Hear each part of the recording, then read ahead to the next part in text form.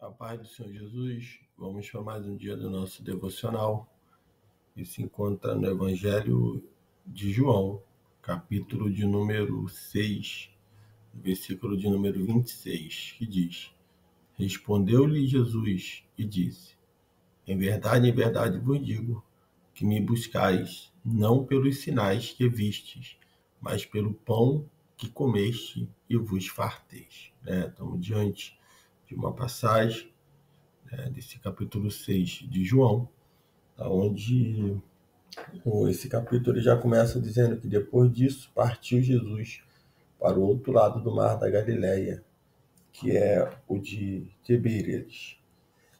E ali nós vamos ver que Jesus, depois de ele ter se declarado que era filho de Deus, e ser igual ao Pai, ele partiu para o outro lado do mar da Galileia, e uma grande multidão ali seguia Jesus, porque viam seus sinais que ele fazia, os enfermos que eram curados. Jesus ele sobe ao monte ali, sentou ali com seus discípulos, e já a Páscoa, como diz a palavra, a festa dos judeus estava perto. E Jesus se levantando ali os olhos e vendo uma grande multidão que vinha a ele, ele disse a Filipe de onde podemos comprar pão, para que isto coma. E a palavra diz que Jesus ele já sabia, era só um teste, pois ele sabia o que havia de fazer. E respondendo Filipe, ele diz, a quantidade de dinheiro que temos aqui não é o suficiente para que compremos pão e sacie a fome deles, dessa multidão. Então disse, ainda André, irmão de Simão Pedro, disse ele que tinha um menino que tinha 5 pães de cevada e 2 peixinhos. E ele dizia, André, mas o que é isso para tantas pessoas? E Jesus, ali, ele fez todos sentar, as pessoas sentarem, e havia muita erva naquele lugar, então sentaram com os homens, em número de 5.000, e tomou Jesus ali os pães e os peixes, e havendo dado graça, repartiu ali, e deu aos seus discípulos, que estavam sentados, e semelhante também dos peixes quanto queriam. E ali a palavra do Senhor diz, que todos se fartaram, e recolheram ali 12 cestos, que sobraram ali com pedaços dos pães de cevada. E ali todos ficaram saciados. E todos vendo tudo que estava acontecendo, a palavra do Senhor diz que eles viram a multidão vendo tudo isso, aí muitos passaram a seguir Jesus, não pela comida que permanece, mas pela comida que perece. E a palavra do Senhor diz que o Senhor ele vai atravessar e vai andar ainda sobre o mar, porque após tudo isso, Jesus vendo que ali eles viriam buscar a ele para fazer ele como rei, por ter visto aqueles milagres, e Jesus ele se retira, ele se retira logo porque Jesus ele não veio para ser um monarca terreno, mas ele era o rei dos reis, o senhor dos senhores, e Jesus ele se retira. E quando ele se retira, a palavra do Senhor diz que ali os seus discípulos eles vão estar com o seu barco em alto mar. Jesus tinha subido ao monte, e a palavra do Senhor diz que ali veio, já era tarde, e quando os seus discípulos descem ao mar, entraram no barco, vieram de outro lado para o mar de Cafarnaum. A palavra do Senhor diz que já era escuro, e Jesus ainda não tinha voltado, e o mar se levantou por um grande vento que soprava, e havendo já navegado quase 25 ou 30 estádios, que equivale a 5 ou 6 quilômetros, viram Jesus andando sobre o mar e se aproximando do barco, e temeram. Mas ele disse, sou eu, não temas. Então eles o receberam com agrado no barco, e logo o barco chegou à terra para onde ia. Nós vamos observar essa passagem, que ali a multidão, no versículo de número 22, diz que o dia seguinte, vendo a multidão, que estava do outro lado do mar, que não havia ali mais que um barquinho em que seus discípulos entraram, que Jesus não entraram com seus discípulos naquele barquinho, mas que seus discípulos, só se haviam ido.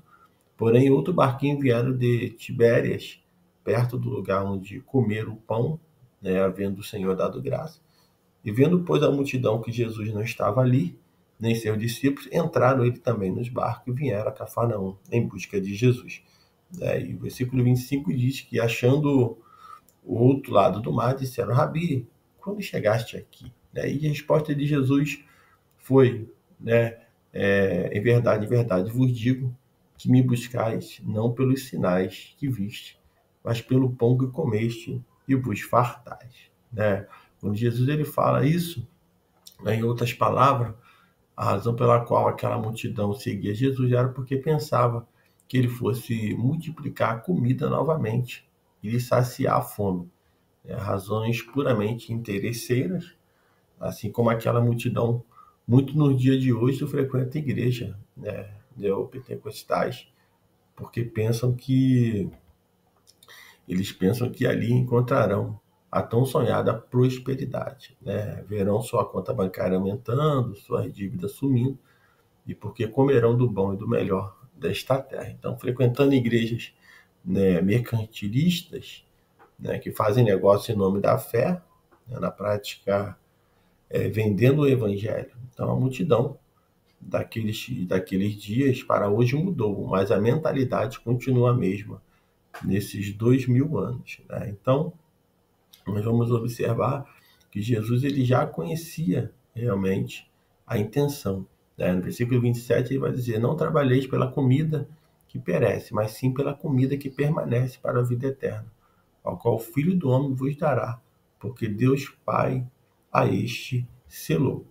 Então, o sentido do verso, de priorizarmos o alimento espiritual em relação ao alimento físico. Então, o alimento físico ele é importante, mas somente para esta vida, enquanto que o alimento espiritual é valioso tanto para esta vida quanto ao nosso destino eterno.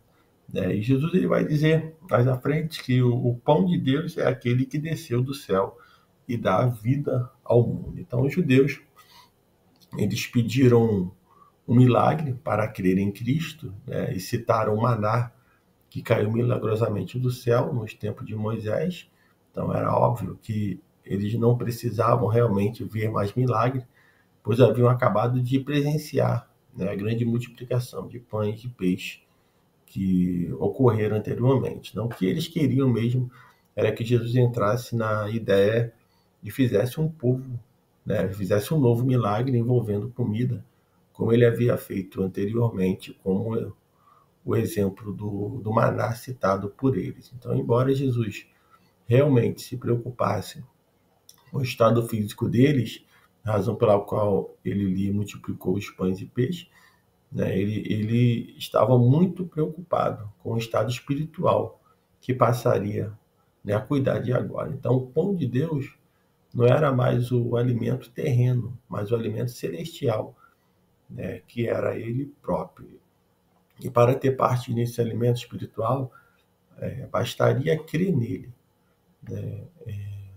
É em cima disso que ocorre o debate posterior, que os romanistas tiram do contexto para fazer parecer que Jesus estivesse referindo-se à Eucaristia, a ceia do Senhor, quando na verdade o contexto era bem diferente e a aplicação também.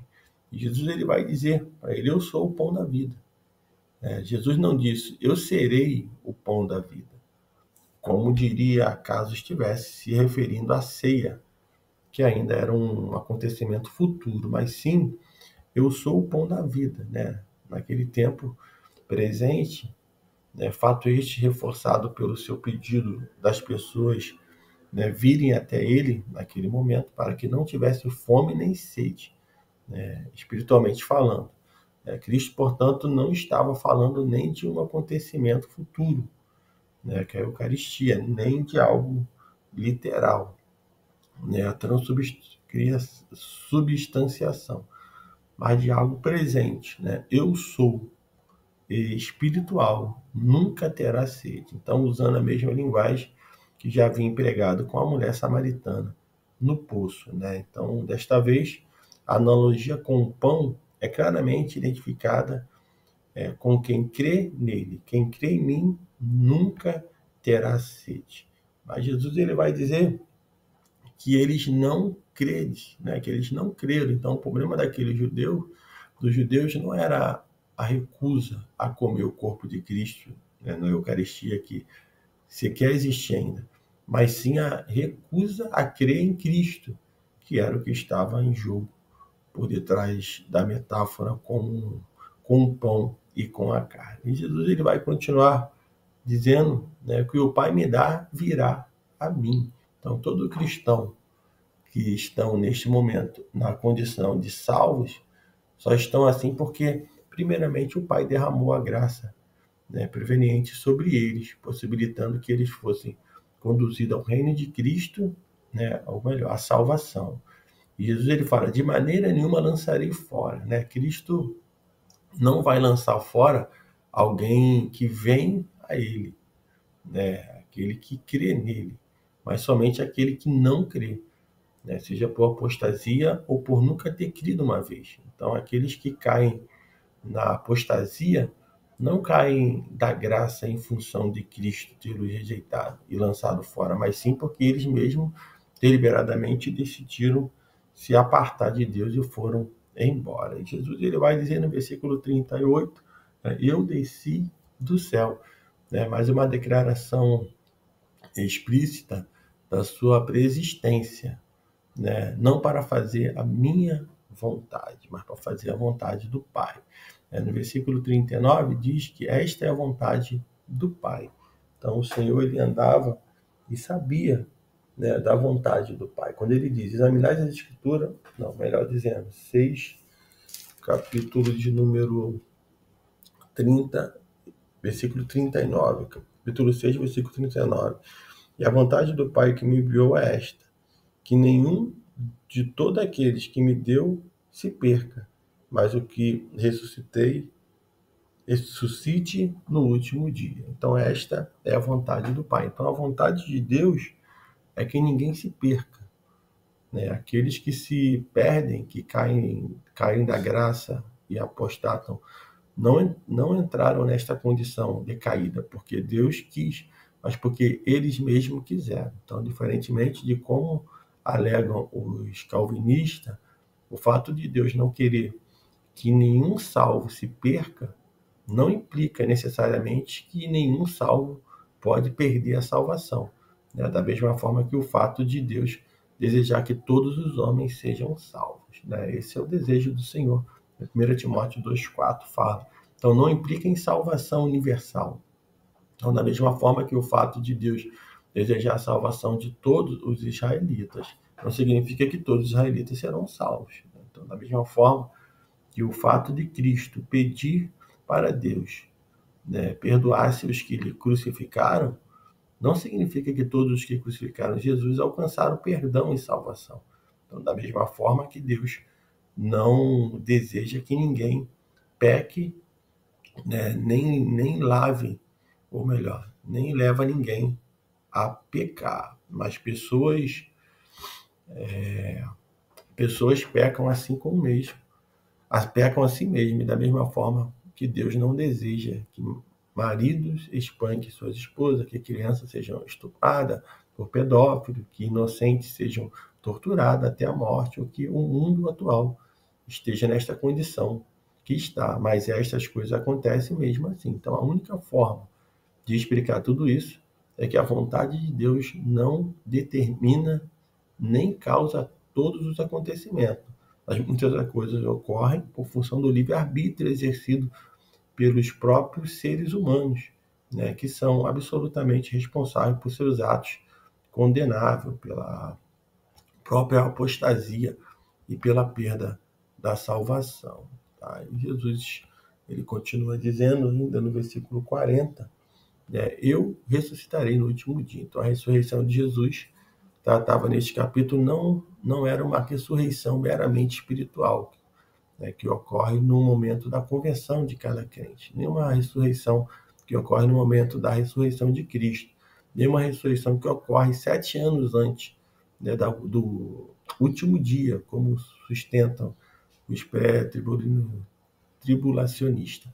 Mas uma ressurreição que ocorre no último dia, isto é, no dia da volta de Jesus ao final da grande tribulação. Então, e nesse dia você possa continuar com essa palavra, crendo, né, que o Senhor, ele é aquele que ele ressuscitará no último dia, né, tanto para a condenação eterna, a perdição eterna, quanto para a vida eterna. E Jesus, ele é o pão da vida, né? E temos que crer cada dia, vivendo, se espelhando no Evangelho de Cristo Jesus, para que assim nós possamos ter vida nele. Quem come da minha carne, bebe do meu sangue, tem parte comigo. Então, que nesse dia você possa refletir nessa palavra, né, e entendendo a necessidade de ser participante do corpo de Cristo. Que Deus te abençoe.